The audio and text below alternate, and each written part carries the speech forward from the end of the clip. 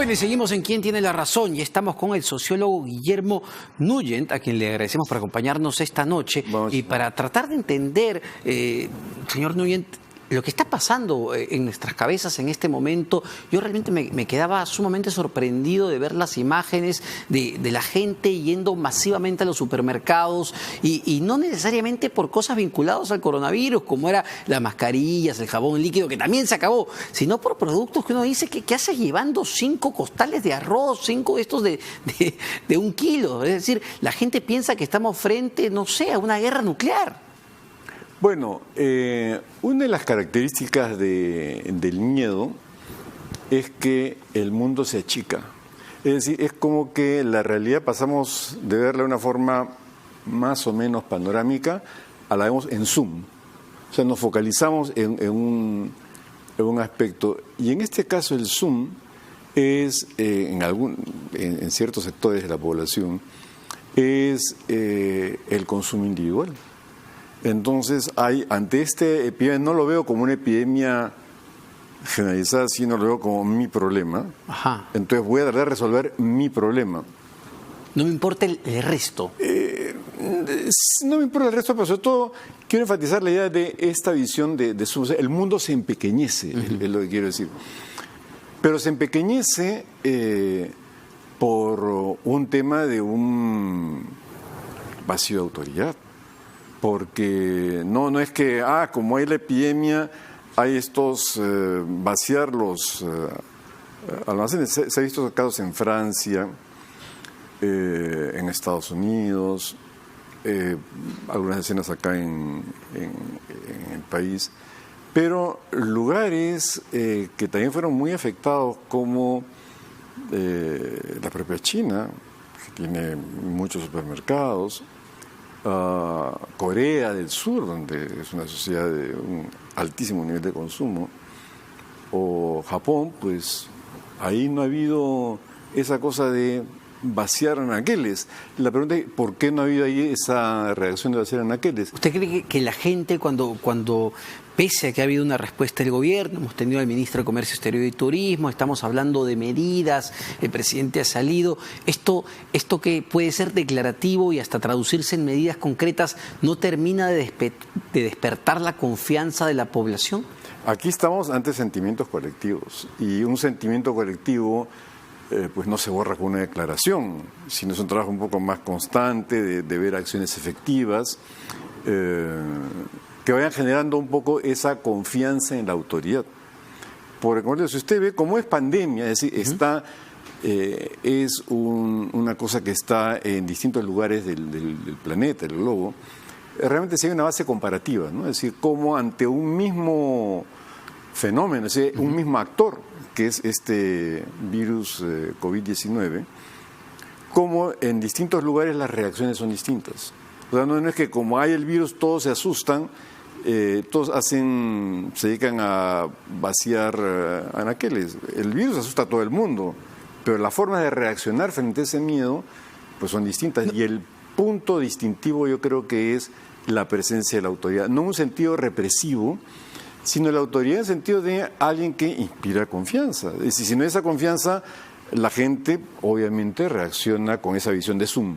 Es decir, agranda una partecita del problema. Y desde el punto de vista comparativo, incluso podemos ver realidades distintas, efectos distintos en la propagación de este virus. Le comentaba, después de China, el país que más niveles de infección ha registrado es Italia, cosa que no pasa en Corea del Sur, cosa que no pasa en Japón, pese a que están mucho más cerca a la China. Es decir, ¿qué se está haciendo mal en estos países de Europa y qué se está haciendo bien, quizá de alguna manera, en estos países asiáticos?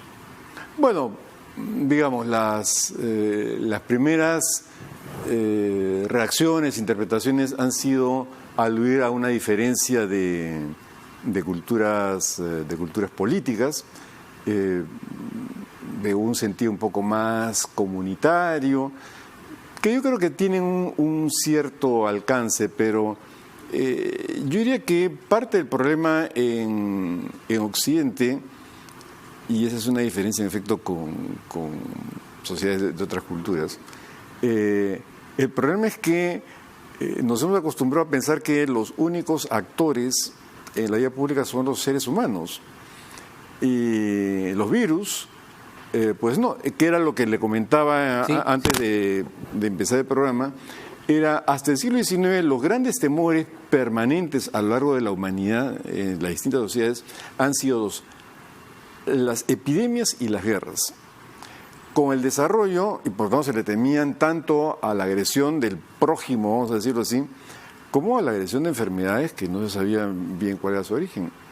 El desarrollo de la medicina del siglo XX, particularmente con el establecimiento de los antibióticos, hizo que las epidemias prácticamente desaparecieran. Entonces se le tuvo miedo a las guerras. De hecho, en el siglo XX hemos tenido 2 guerras atroces que arrasaron con Europa, luego un periodo de Guerra Fría, y epidemias de un cierto alcance general fue la del VIH, pero como conversábamos, bueno, pues como tenía este componente de un estigma vinculado con el comportamiento sexual, como que no era tanto epidemia, sino era un castigo a la promiscuidad o cosas por decirlo. Y las epidemias que habían eran en sitios muy focalizados en África, ¿no? El ébola muy claramente. Y lo que tenemos acá es una epidemia de las que han habido a lo largo de la historia de la humanidad. Y claro, uno está acostumbrado a tenerle miedo a una bomba o a, qué sé yo, pero no a un virus que se tomó quizá con cierta ligereza, pero ahora, en países como el nuestro, en países de América Latina, allá, porque el sudamericano tiene pues otro tipo de comportamiento que el europeo y que el asiático, ¿cómo analiza que estamos enfrentando este virus altamente contagioso? Bueno, la verdad que el Perú como país pues no es un país que uno lo vaya a incluir de lleno en la tradición de individualismo occidental. Hay algo de eso, pero también hay una fuerte tradición comunitaria que está del trasfondo andino, que de alguna manera marca distintos lugares de nuestra sociedad, y por lo tanto sí creo que todos y todas tenemos en nuestros modos de pensarnos en la sociedad ese tipo de recursos comunitarios. O sea, no es que hay que recurrir a algo que nos resulta ajeno. O sea, sí tenemos, por la historia que tenemos, por la diversidad cultural que tenemos, por supuesto que hay un trasfondo comunitario muy fuerte, que usualmente es desdeñado, sin duda.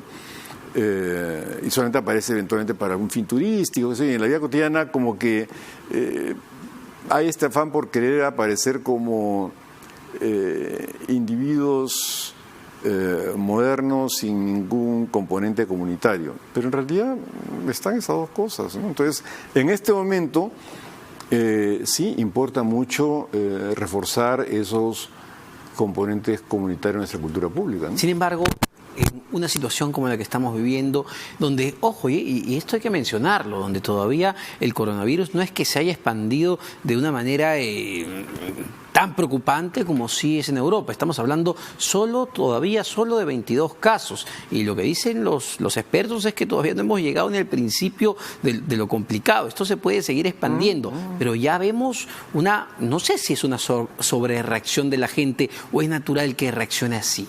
Bueno, eso es lo que conversamos al principio sobre el tema de la confianza. Es decir, ante este fenómeno hay por lo menos 2 tipos de personajes públicos que son fundamentales. Uno, los especialistas, epidemiólogos, salubristas, y por el otro lado, liderazgos políticos, ¿no? Y ahí es importante, ¿no? ¿Usted cree que el gobierno haya colaborado a este pánico en una reacción inicial? Es decir, el presidente de la República saliendo a dar un mensaje a la nación apenas se detectó el primer caso, ¿pudo haber contribuido a que, digamos, la gente entre en esta desesperación, en esta histeria?